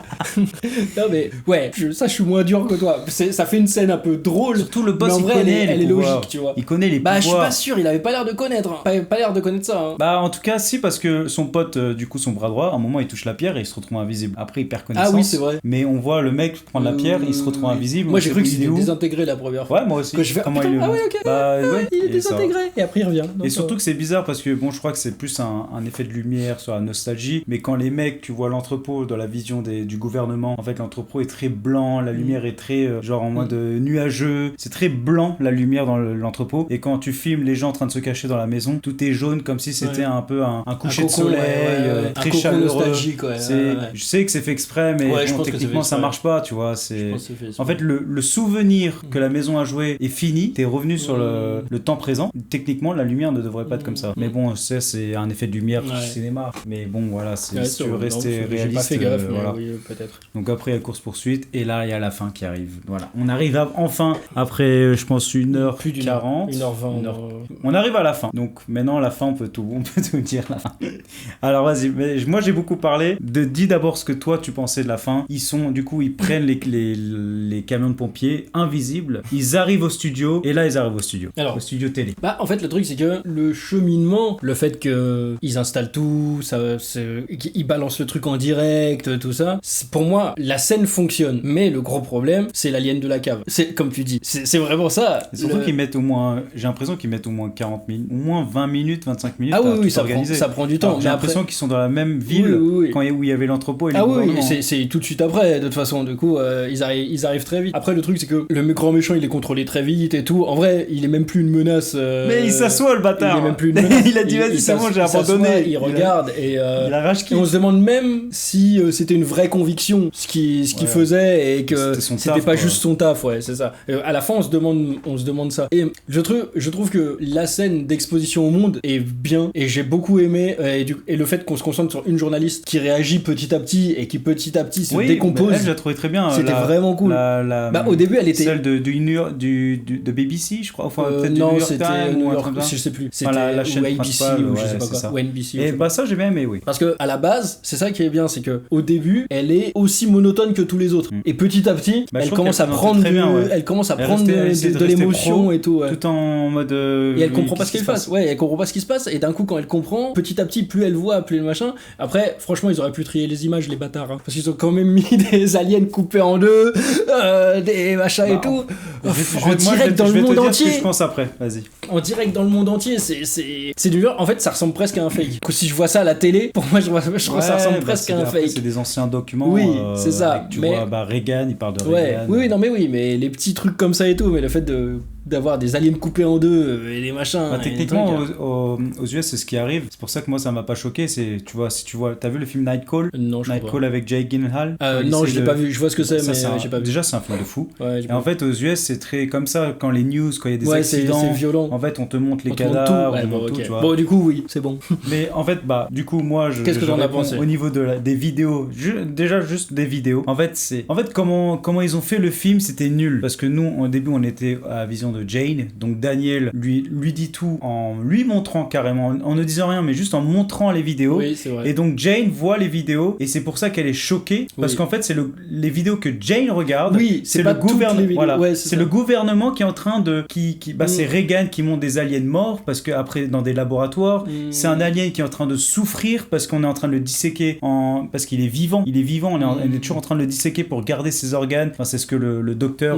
Enfin, c'est ce que le physicien ou le chimiste dit. En fait, là, ça, c'est des images choquantes où on te montre que le gouvernement fait des trucs horribles aux aliens. Et les vidéos qu'on upload et qu'on te montre à la télé, peut-être parce qu'on ne nous a pas tout montré, mais les premières vidéos, c'est des aliens et des humains en contact en train de se serrer la main. Oui. C'est des aliens qui sont en train de se cracher constamment sur la planète Terre, c'est-à-dire qu'ils savent pas conduire. En fait, c'est vrai. Ils se crachent et tu vois des humains les aider, en train d'essayer de les soigner. Tu vois un alien qui est comme ça contre une boîte. On essaie de lui parler. En fait, on accompagne des aliens dans des tentes. Enfin, les vidéos qu'on te montre à la télé sont bienveillantes. Ça veut dire qu'on te montre qu'il y a une bonne relation entre eux. Alors qu'une heure avant, on a vu Jane en train de voir des trucs dégueulasses. En fait, si tu voulais vraiment créer un choc pour te montrer vraiment ce que le gouvernement cherche à te cacher, il fallait montrer ces vidéos. Parce que moi, si on me cachait des vidéos où des aliens sont en partenariat, ça changerait à ma vie en fait. Le truc, c'est que je suis pas d'accord du coup. Parce que, après, dans le film, effectivement, vu comment c'est créé, normalement, ça aurait dû mettre les vidéos choquantes ou des trucs comme ça. Mais ça suffit. Rien que le fait de montrer qu'il y a des aliens et que ça fait 30 ans, 40 ans, 50 ans, 60 ans même que les aliens ils sont là et qu'on travaille avec eux et qu'on machin et tout, ça suffit déjà dans un premier temps pour moi. Pour moi, dans un second temps, tu mets le truc gouvernement et tout, mais là le but du film, c'est plus montrer la vérité que montrer les travers de la vérité. Parce qu'en fait, ok, la vraie vérité, c'est qu'ils faisaient des trucs sur les aliens et qu'il y avait des trucs sur les aliens. Mais la première vérité, c'est qu'il y a des aliens déjà. Faut déjà montrer qu'il y a des aliens pour après créer le truc de regardez, en plus il y a ça. Ah, mais moi je pense que le gouvernement, ça l'aurait pas posé un problème de publier des vidéos bienveillantes montrant qu'il y a des aliens. Apparemment si, parce que sinon il l'aurait fait. En fait, le gouvernement le cache parce que ce qu'ils font aux aliens, c'est ils essaient de faire des recherches et développement sur les corps. Après, il le cache aussi parce que il pense. C'est là où la bonne sœur, là, elle parle. C'est ça la phrase. C'est ça la phrase, parce qu'il pense que l'humanité est pas assez malin pour accepter ça. C'est ça le truc du gouvernement. Ouais, mais en fait, tout un problème de religieux. Et à la fin, tu vois la nonne qui, du coup, Jane rappelle la nonne avec qui elle a des bonnes relations. Et la nonne lui dit en mode, elle lui pose la question, qu'est-ce qui se passe si tu savais qu'il y avait d'autres êtres humains sur Terre. Et là, la nonne lui dit, moi je m'en fiche. Parce que de toute façon, ça veut dire, s'il y a d'autres êtres humains sur Terre, Dieu n'est pas que sur Terre, il est partout. Alors pourquoi alors l'extraterrestre et la rivalité religieuse pose problème si de base, Dieu est censé être dans la galaxie entière et pas juste sur la Terre en fait.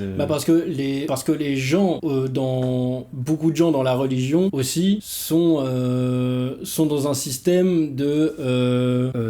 comment dire ? Que Dieu a façonné l'être humain à son image. Ouais, il y a ça, et il y a le côté où, quand t'appartiens à une religion, t'appartiens à la bonne religion, toujours. Et en fait, il y a le côté où... De toute façon, on coupera ça.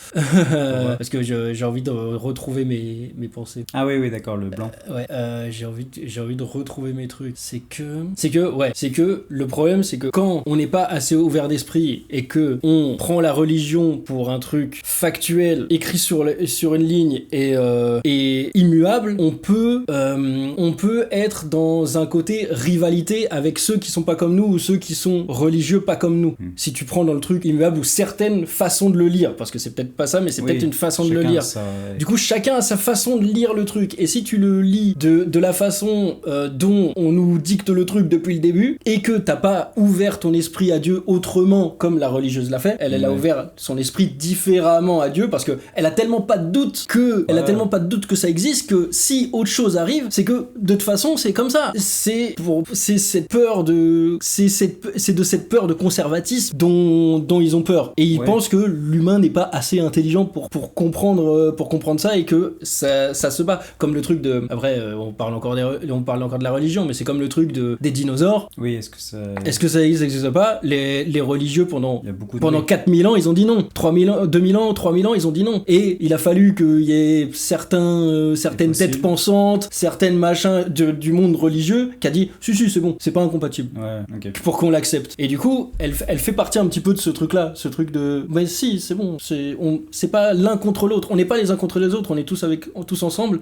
même si on pense pas exactement de la même façon. Du coup ça me choque pas, effectivement le setup disait ah, attention, on a été méchant avec les extraterrestres et tout, et au final c'est pas de ça qu'on parle. Mais d'un côté, c'est quand même ce que j'aurais fait. Pourquoi ? Parce que au moins le gouvernement va pas nier. Là-dessus, oui, de toute façon, il est dos au mur maintenant. Ouais, parce que le truc c'est que s'ils avaient montré ça et ils avaient montré des meurtres d'extraterrestres, des gens qui se font piquer, des machins et des trucs, on peut se dire aussi que ils vont essayer d'étouffer l'affaire, de dire mais non, tout ça c'est du fake. Alors que si tu montres pas que les mecs ils ont fait de la merde, du coup que ça fuite. Ok, c'est bon. Et dans un second temps, on sait pas ce qui et dans un oui, on sait pas. Et dans un second temps, après on se bat, on machin, on truc, mais à la base, il faut que tout le monde accepte et que les gens ils acquiescent. Oui, et après tu balances la merde. Ouais. moi c'est ce que j'aurais fait. Moi c'est ce que j'aurais fait. Mais après c'est pas ce que ça nous vend. Mais moi c'est ce que j'aurais fait de toute façon dans ce cas-là. Du coup, ouais. Bah du coup moi c'est ce que j'ai dit dans ma vidéo à la fin. Peut-être que c'est que mon avis ou peut-être c'est un peu trop terre à terre. C'est que t'es une personne lambda et tu t'es un peu comme tout le monde qui filme à travers la planète en train d'être sur son téléphone et de regarder le live des vidéos. En quelque sorte, toi, dans ton monde à toi, en quoi ça va changer quelque chose. Non mais je suis d'accord. C'est pour ça que les gens, en fait, les deux, les méchants et les gentils, se donnaient une rivalité pour donner la vérité. Techniquement, l'humain normal, en quoi ça va changer sa vie. Demain, il va rebosser au supermarché, où il va être postier, ça va rien changer à sa life, en fait. En fait, ça va changer la life des gens qui sont comme eux. Des gens qui sont soit dans leur côté gourou sectaire chelou, soit dans le côté un peu trop vénère et un peu machin. C'est des extrêmes, en fait. En fait, c'est ce qu'elle disait, la présentatrice, du coup, qui changeait d'émotion. Elle disait en mode notre vie va changer à jamais. À jamais. Mais parce qu'il y a des gens, ça va le faire en vrai. C'est qu'on peut pas mettre tout le monde dans le même comment panier. il le montrait le film, pour moi c'était en mode toute la planète va changer et ça sera plus jamais pareil avant. Mais le truc c'est que après c'est un peu pareil, mais à chaque fois qu'on t'annonce une info importante, c'est toujours ce qu'on te dit, tu vois. Enfin, il se fait toujours des trucs genre ce sera plus jamais comme avant ou machin. Surtout avec aujourd'hui, on te balance une news, une semaine plus tard, il y a une autre news et on a complètement oublié l'ancienne news. Ça veut dire qu'on te met les aliens, dans un mois, il n'y a plus personne qui en parle, quoi. Tu vois, par exemple, moi j'ai un truc où si par exemple on compare à la grosse info de ces 15-20 dernières années, si on compare au Covid, est-ce que le monde a changé ? Franchement. Mais une semaine plus tard, il y a eu l'Ukraine et on a pu parler du Covid. Du coup, c'est ça. Mais on nous disait. Après, techniquement, oui, le monde a changé parce que les gens se tiennent moins la main, il y a toujours des comme ça. En vrai. Mais en vrai, le TT, les gens pour travailler sur place. Mais en fait, surtout surtout la confiance qu'on a envers les gouvernements, envers les laboratoires, Pfizer, tout ça. En fait, tout cette point de vue a changé. Tu vois. Du coup, c'est exactement ce qui se passe lorsqu'on balance des extraterrestres. Ouais, mais le Covid, t'étais directement impacté. Oui, mais c'est exactement ce que tu viens de dire, c'est qu'on était impacté sur l'instant T. Mais les gens d'après, ils ont jamais fait gaffe. Et même aujourd'hui, je vis pas différemment qu'avant le Covid. Ouais, mais en fait, le Covid, c'est vraiment, on t'a obligé à être en confinement, on t'a obligé à payer si t'étais dehors. En fait, dans tout ce qui se passe au Covid, t'étais impacté. Là, les aliens, t'as jamais été touché par ça. Mais là, ce que tu viens de dire, c'est qu'il y aura pas vraiment d'avant et pas d'après. Je pense qu'il y a plus d'avant et d'après. Si t'annonces au monde. Les humains normaux. Oui. Mais il y aura plus d'avant et d'après si t'annonces à des humains qu'il y a des aliens que 1 an et demi de Covid. Bah, moi dans ce côté-là, je serais plus du côté gouvernement à juste cacher parce que en vrai, à quoi ça sert de faire découvrir la vérité aux humains ça va rien leur changer à part à devenir parano et avoir des aliens partout et à peut-être tuer son voisin parce qu'il croit que c'est un alien. Tu vois, il y a des trucs comme ça. Alors que moi, je serais pour qu'ils le disent parce qu'on a le droit de savoir, tu vois. Mais du coup, tu rajoutes un point au film. Ouais, mais parce que pour ça qu'on. Moi, je suis plus. Moi, je suis un méchant. Moi. Du coup, on n'est pas dans. C'est même pas ça. C'est qu'on n'est pas dans le même truc, c'est un peu de ça. C'est un peu le problème pour des relations, pour des potes, tout ça. On est pas. En fait, parfois, c'est même bienveillant de pas dire la vérité, de pas mentir, mais de pas dire juste. Si on te demande pas, tu dis rien. En fait. Mais c'est là où, au final, c'est là où le film fait moins bien son travail parce que il prend parti vraiment d'un seul truc et du coup, dans cette logique, il y a que moi qui ai raison, alors que c'est pas vrai. C'est pas vrai. Non mais c'est vrai. En plus, le film à la fin, c'est que carrément le méchant il rage quitte, il dit. Ouais, il rage quitte. Ils sont à 30 secondes de la diffusion. Le mec il dit bon c'est quoi, vas-y c'est quoi. J'ai un flingue, je peux lui tirer dessus pour qu'elle. Après il est contrôlé et tout. Il est un peu contrôlé. Parce qu'il le fait voir quelque chose et après il se pose. C'est après qu'il s'assoit. Ouais mais bon après en fait, elle est tellement omnipotente. Il y a quelqu'un qui lui tire dessus. Ouais mais elle est tellement. Plus personne qui diffuse. En plus c'est ça le truc et c'est ce que j'ai dit dans ma vidéo, c'est que en vrai ça c'était un bon move, c'est qu'au lieu d'aller là-bas et faire un massacre massacre, bah le gouvernement, ce qu'il a décidé de faire, c'est de détruire toutes les batteries, toutes les trucs d'électricité. Pour pas qu'ils diffusent. Voilà. Et du coup, elle, bon, il y a encore la pierre, ta gueule, c'est magique. Avec la pierre, elle rallume tout, même ce qu'elle ne voit pas. Ouais. Donc tout ce qui est dans les régisseurs, les caméras, elle rallume tout. Et à la fin, je pense qu'elle n'utilise pas la pierre jusqu'au bout, parce qu'à la fin, elle parle à l'alien.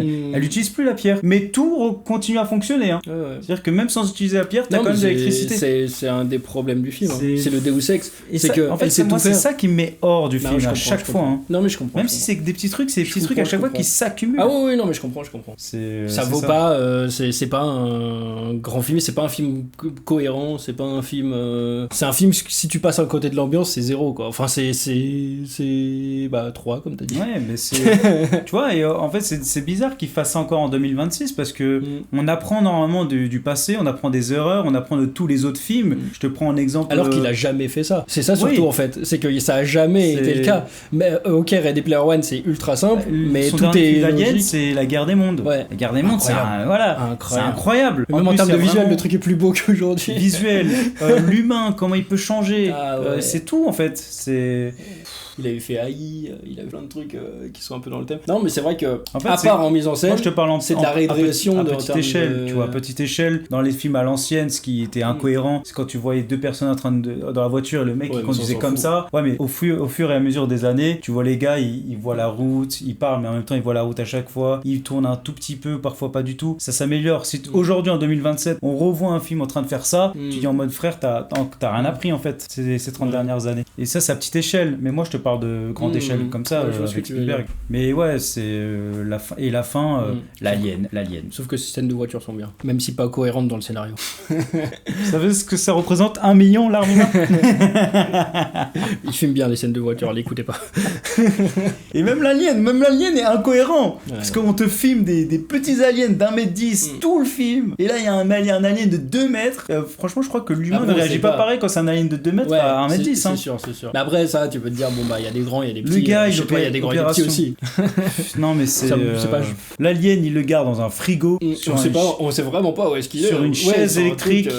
À moitié, il est en diagonale. Est-ce qu'il est malade? Est-ce qu'il est vieux? Est-ce qu'il a depuis 2000 ans? Est-ce que c'est pour ça qu'il est grand? Parce que justement, plus tu vieillis, plus tu grandis. En fait, il y a plein de trucs. C'est parce que tu vis sur cette planète et pas sur la tienne. Ou un truc, je sais pas. En fait, il y a rien.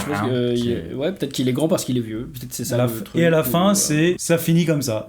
Même pas tu. Moi, j'aurais kiffé peut-être une dernière petite minute où on te montre des vidéos de news à travers le monde. De nouvelles, ouais. Comment se passe après, juste après, tu vois. Nouvelles. Est-ce que c'est le chaos? Est-ce que c'est la guerre civile? Est-ce que les gens théorisent peut-être qu'il y a une nouvelle religion sur les aliens qui se crée? En fait, tu peux montrer des enquêtes télé ou des trucs.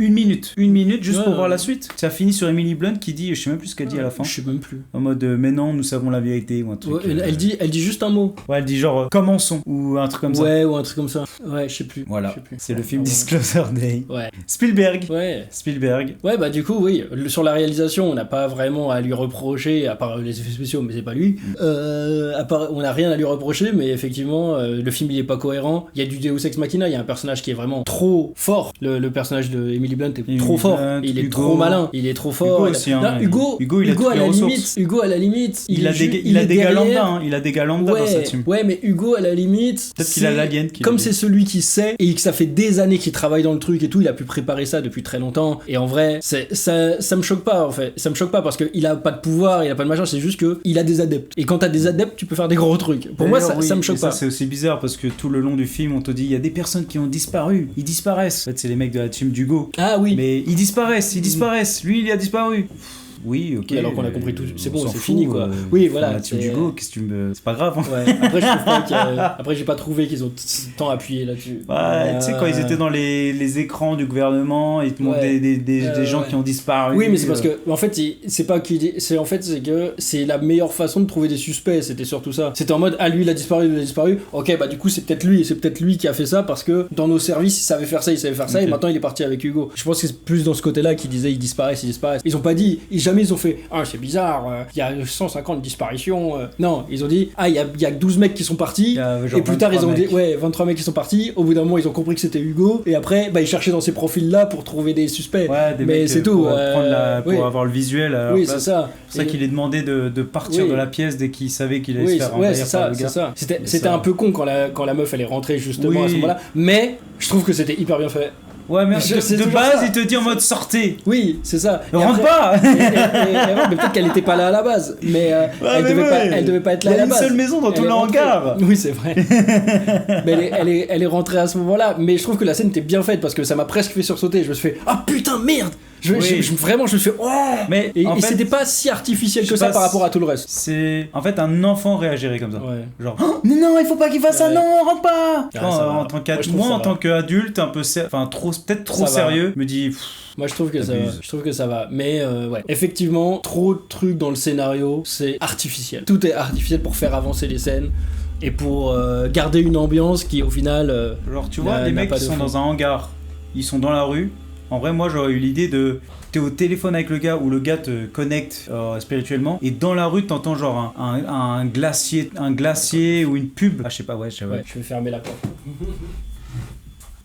Je sais même pas depuis quand ça dure ça. Ça fait pas si longtemps. Ça fait 2 minutes. En fait, moi j'aurais plus dit en mode au lieu que la meuf elle rentre dans la pièce, bah tu entends un bruit dans la rue qui fait vraiment spécifique à Kansas City, tu vois. Genre en mode une pub d'un politicien qui est en train de faire un speech, il fait ah ouais putain là j'entends, tu vois. Un truc où les gentils n'ont pas le pouvoir, n'ont pas d'impact. Oui. Après, c'est pas leur faute, tu vois. C'est pas leur faute. Moi ça m'a pas choqué. Ça m'a pas choqué, mais effectivement ça plus ça.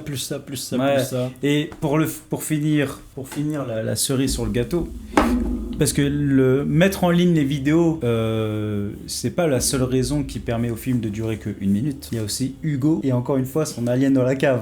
Parce qu'il a un alien depuis je sais pas combien de temps, peut-être des années. On sait pas du tout. Ouais. Il aurait pu faire un interview, un entretien, un podcast avec lui et montrer qu'il existe en fait. Et c'est fini.